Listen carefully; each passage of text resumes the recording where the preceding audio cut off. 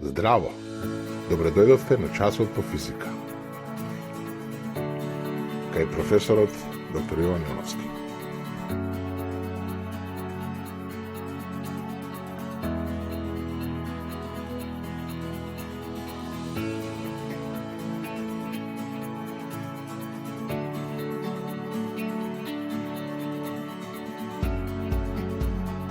Until the COVID-19 pandemic, the only online resources I have used in class were FET and YouTube. The resources in Macedonian were very scarce. Unfortunately, the level of English of the students was not sufficient, especially the technical terminology. We used social networks, Facebook for sending in projects, mostly PowerPoint. When the lockdown happened, in middle of March 2020, we moved to what we were already using for other purposes, Facebook, Viber, etc. A large part of the students did not even use emails. We created Facebook group for every class where we were posting materials and were expecting for the students to react and return the results. Also Viber groups were used. Mostly of the teaching was done by sending materials and receiving response in writing, photos of notebooks and similar. We have to take into consideration the fear and the anxiousness of the weeks-long lockdowns and news coming from Lombardy, endless lines of coffins. In my report to the school board, 10 days after ceasing of the normal school activities, I note, in the first group of 4 classes of first year, 4-year curriculum, out of 82 students, 52 or 63% registered to the newly formed Facebook groups. In the second group of 2 classes of first year, 3 years curriculum, out of 25 students, 9 or 36% registered. In the fourth group of 4 classes of second year, 4-year curriculum, out of 60 students, 42 or 70% were registered. In the fourth group of 2 classes of second year, 3 years curriculum, out of 18 students, 12 or 66% were registered.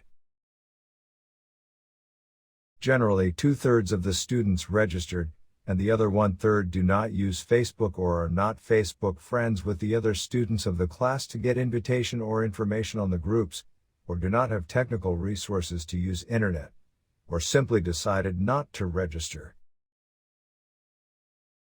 Later we heard of Zoom as a tool to use for conferences calls, as well as Google Classroom, MS Teams and Edmodo as more efficient way to conduct the teaching administration.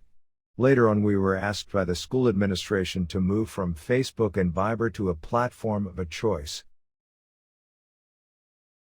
I was already familiar with Gmail, Google Drive, Google Docs and many other Google services, so it seemed as a natural choice to move to Google Classroom. We soon received a short manual by our colleague Miroslav how to use Google Classroom. On the other hand, some of our colleagues choose to use Edmodo. 2 months after the lockdown at the end April 2020, in a report to the school board I noted that the main activities was transferred to Google Classroom, but the Facebook groups and Messenger were still used as channel for communication, explanation, and most important as a reminder that there is an activity that is supposed to be done. Many students claim that we're facing signing in or other problems with Google Classroom.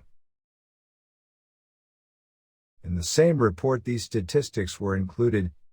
In the first group of 4 classes of first year, 4-year curriculum, out of 82 students 63 are registered to Google Classroom, and 43 or 52% had at least one registered activity. In the second group of 2 classes of first year, 3 years curriculum, out of 25 students 9 registered and only 3 or 12% had at least one registered activity. In the third group of 4 classes of second year, 4-year curriculum, out of 60 students 58 were registered and 27 or 45% had at least one registered activity. In the fourth group of 2 classes of second year, 3 years curriculum, out of 18 students 3 were registered and 3 or 17% had at least one registered activity. Anyhow, the online education during the last school year 2019-2020 largely consists of sending materials and resources and getting responses by majority of our colleagues, with very few having actual real-time online lectures. Further instruction by the Ministry of Education was received that the entire school must turn to a single platform, chosen by the school itself. And a real battle begun persuading the school body that was to make the decision by the proponents of both platforms, Google Classroom and Edmodo. At the end, the group using Classroom prevailed, and everyone had to transfer to Classroom with Zoom for online conferencing. We were to use the free option of Google Classroom as private citizens, not as a part of the school. Also, we were to use the free option of Zoom. However, the 40 free minutes per session were sufficient. It was hard to grab and to hold the students' attention during the first 2 months of the first wave of the pandemic. The fear and anxiety were great, so the role of the online schooling was more a way to keep them busy, rather than to have quality education. People were scared for their lives as the store's shelves were emptied as if a war is imminent. So the education went lower on Maslow's priority list.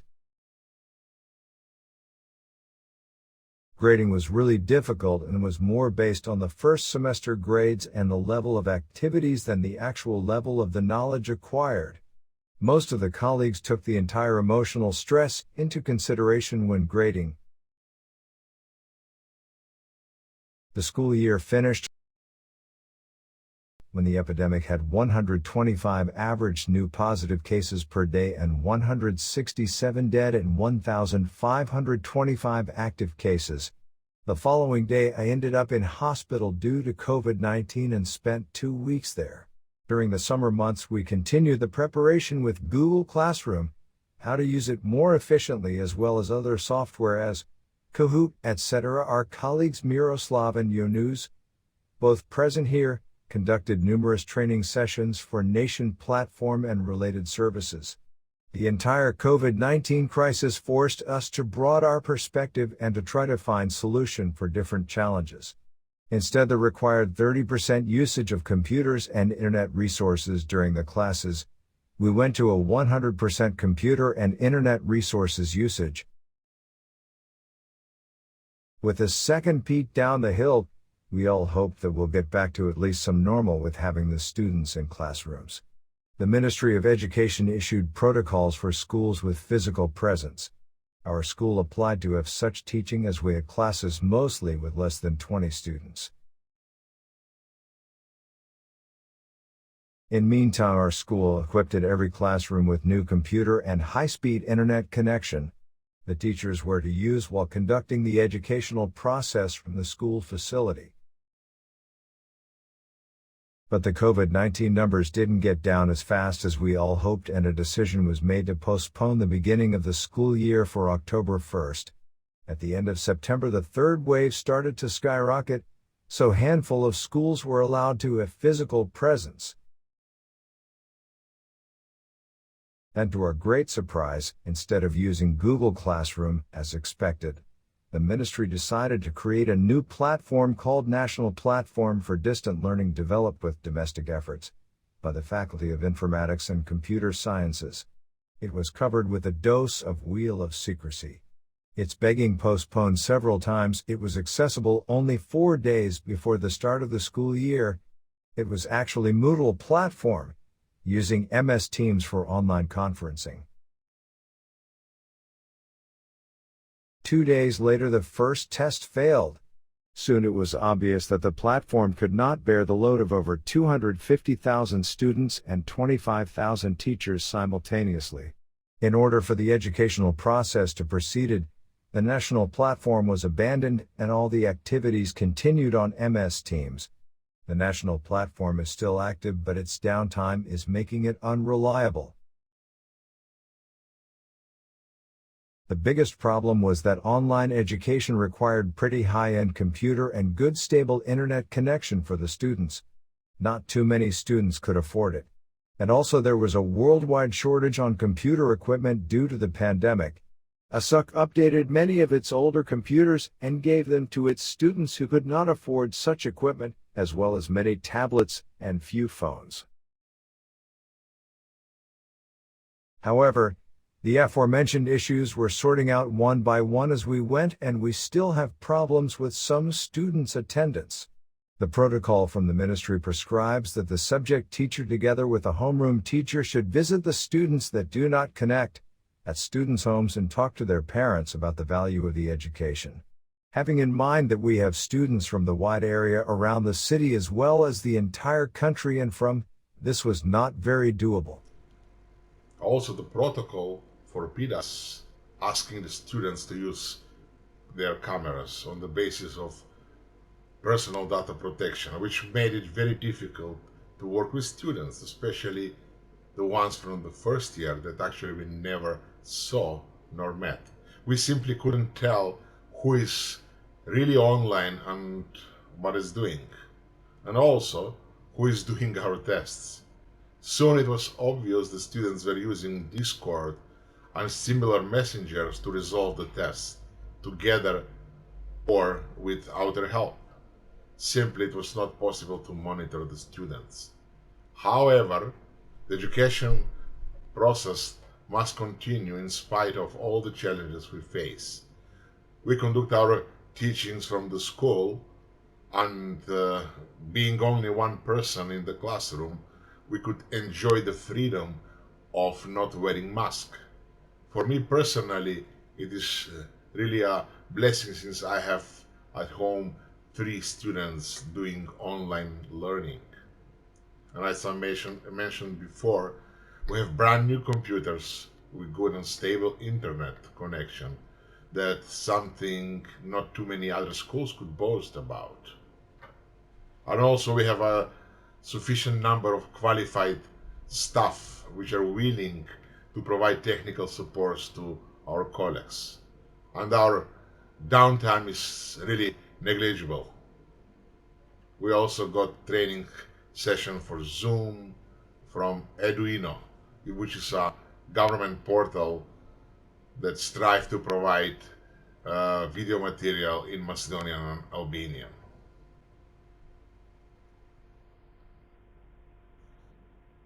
I also use the digital version of the course book, and mainly my tool is the MS Whiteboard, which I use with a mouse, and it turned out not to be the greatest option, but I couldn't find anything better for writing formulas in real time. And with the extra classes I'm conducting from home, I use CorelDRAW, which for me as an extensive user is much more convenient. I hope this COVID-19 pandemic will soon be over and we could go back to a classical learning enriched with the experience and the resources we acquired during the pandemic. If you have any questions or comments, please feel free to ask or to tell after the end of this video.